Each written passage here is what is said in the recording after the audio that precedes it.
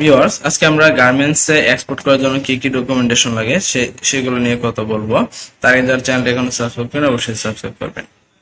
তাহলে এই এক্সপোর্ট ডকুমেন্টের মধ্যে নানা ধরনের সিস্টেম রয়েছে, যেমন একটা হারমোনিয়াস সিস্টেম, কোড এক্সপোর্ট রয়েছে ফর এফএল প্রোডাক্ট। তাহলে আমরা ডাইরেক্টলি চলে যাব need for export document to effect shipment time, on time শিপমেন্টের জন্য, কারেক্ট গুড শিপমেন্টের জন্য, এক্সপিওর কোয়ালিটি গুডস এর জন্য, ক্লিয়ার দ্য এক্সপোর্ট কাস্টমার প্রসিডিউরের জন্য, describe the shipment and consist it, it indicate ownership of good, facilitate smooth flow of goods, avoid dispute with the importer, ensure proper government procedure are follow, avoid the unlawful activities, obtain the payment from the buyer।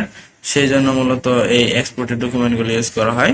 তো এই types of export ডকুমেন্টের মধ্যে দুই রকমের, একটা হচ্ছে commercial document আর একটা হচ্ছে রেগুলেটরি, একটা হচ্ছে প্রিন্সিপাল আর একটা হচ্ছে অক্সিলারি। এখানে এক্সপোর্ট ডকুমেন্টের মধ্যে যেমন ইনভয়েস আছে, পারফরম্যান্স ইনভয়েস, কমার্শিয়াল বা casual invoice, certificate of origin, তারপর সার্টিফিকেট অফ অরিজিন বিলও, কাস্টমার ডকুমেন্টের মধ্যে শিপমেন্ট বিল, ট্রান্সপোর্টেশন ডকুমেন্ট আছে, bill of loading, one way bill, make receipt, তারপর এক্সেসিভ এর মধ্যে রয়েছে GR form, PP form, exchange কন্ট্রোলের মধ্যে পেমেন্টের জন্য বিল অফ এক্সচেঞ্জ, তারপর মিসকেলেন্সের মধ্যে bill of entry and policy, এগুলো রয়েছে। তাহলে আশা করি আপনারা বুঝতে পেরেছেন। এবং কমার্শিয়াল ডকুমেন্ট যেগুলো রয়েছে, যেমন প্রিন্সিপালের মধ্যে বলতে গেলে commercial invoice, packing list, bill of lading, certificate of inspection, certificate of origin, bill of exchange, company transmission, তারপর ইন্স্যুরেন্স সার্টিফিকেট, এবং এগুলো ইউজ করা হয়। তো কমার্শিয়াল ইনভয়েসটা আসলে কি? ইনভয়েস হচ্ছে the demand note the payment issue by the export and import product ship as per contract. এখানে সবকিছু লেখা থাকে এরকম, ডেট, ইনভয়েস নাম্বার, এক্সপোর্টার, তাদের স্ট্যাটাস লেখা থাকে, তাদের টিকিট নং, transportation, certification copy, country of origin, quantity, UM, price, amount, সবকিছু, সাব টোটাল, কত প্রাইস, কত সবকিছু লেখা থাকে এটাতে। তারপরে যে প্যাকিং লিস্ট থাকে এরকম, বায়ার নাম, ship quantity, carton quantity, net price, সবকিছু এখানে লেখা থাকে। সাইজেস ব্রেকডাউনে কত পিস রয়েছে সবকিছু সাইজ লেখা থাকে।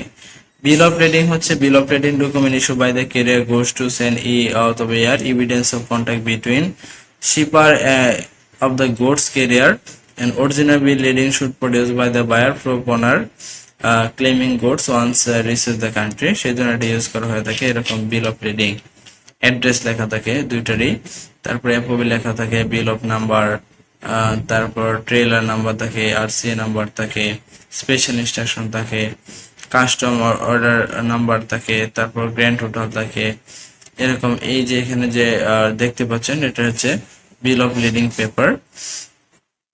এই বিল অফ লিডিং পেপার আবার অনেক রকম হয়ে থাকে, যেমন ocean bill, island bill, inland bill, multi bill, direct bill loading, clean bill, bill of loading, clean on board bill loading, unclear bill loading, shipping on board bill loading, receive bill loading, through bill loading, stale bill loading, straight bill loading, এরকম নানা ধরনের রয়েছে। এগুলোর প্রকারগুলো আপনি একটু ভিডিওটাকে একটু stop করে এগুলো পড়ে নেবেন।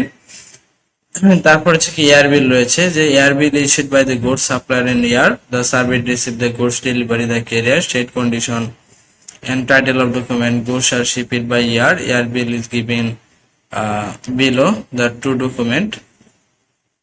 এয়ার বিল গুলো মূলত এরকম ডকুমেন্ট আকারে থাকে। তারপর সার্টিফিকেট অফ ইন্সপেকশন, যে ইন্সপেকশনটা সার্টিফিকেট দিয়ে থাকে, যেটা আমি আগে দেখিয়েছি, সার্টিফিকেট অফ অরিজিন থাকে, এরকম একটা সার্টিফিকেট অফ অরিজিন থাকে যেটা কোন কান্ট্রি থেকে আসছে ডিটেলস এরকম দেওয়া থাকে। তারপর হচ্ছে বিল এক্সচেঞ্জ ফর্ম থাকে এরকম একটা। আপনারা এগুলো একটু ভিডিওগুলো একটু স্লো মোশনে করে সবগুলো রেড করে নেবেন, ভিডিওটা অনেক বড় হয়ে যাবে, যার কারণে আমি জাস্ট এগুলা মেইন টাইটেল গুলো বলেছি। তারপর যে combined transportation document and shipment mode বা শিপমেন্ট অ্যাডভাইস দিয়ে থাকে, এইভাবে দেওয়া হয়। তারপর হচ্ছে ইন্স্যুরেন্স সার্টিফিকেট,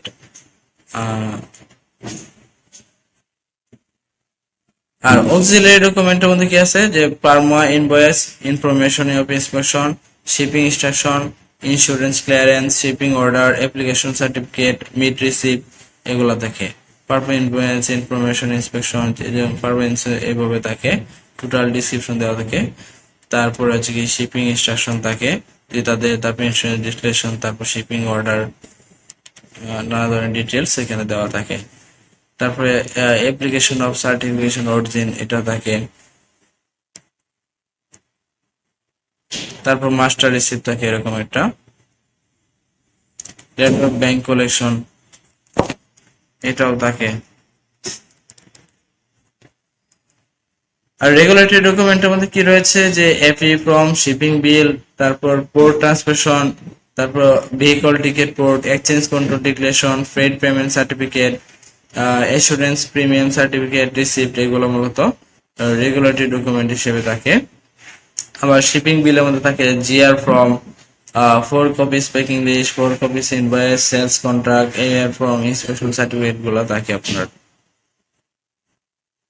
তাহলে সুপ্রিয় ভিউয়ার্স, আশা করি আপনারা বুঝতে পেরেছেন যে কি কি ধরনের ডকুমেন্ট লাগে এক্সপোর্ট করার জন্য, সবকিছু ডিটেলস আমরা ডিসকাশন করেছি এবং আশা করি আপনারা সব বুঝতে পেরেছেন। এবং অবশ্যই আমার চ্যানেলের প্রত্যেকটা ভিডিও ভিজিট করবেন। এখানে garments, QMS, QC, buying QC, QA, QMS এর ট্রেনিং লিংক রয়েছে বা ভিডিও রয়েছে, ভিডিও ডিসক্রিপশন লিংকটা ফলো করতে পারেন। অবশ্যই চ্যানেলটা সাবস্ক্রাইব করবেন। ভালো থাকুন।